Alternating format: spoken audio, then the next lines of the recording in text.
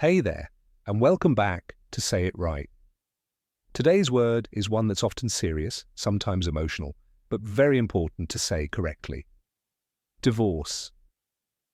Let's break it down together. So, how do you pronounce it?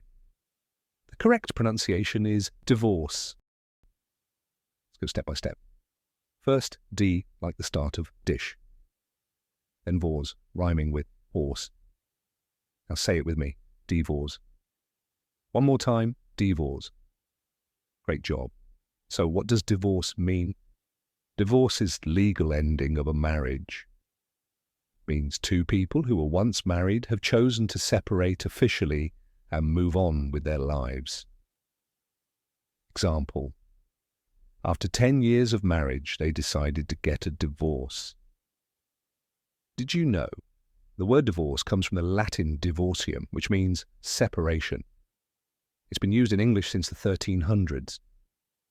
Here's a quick spelling tip. It's spelled D-I-V-O-R-C-E, not divorce with an E, or divors starting with die.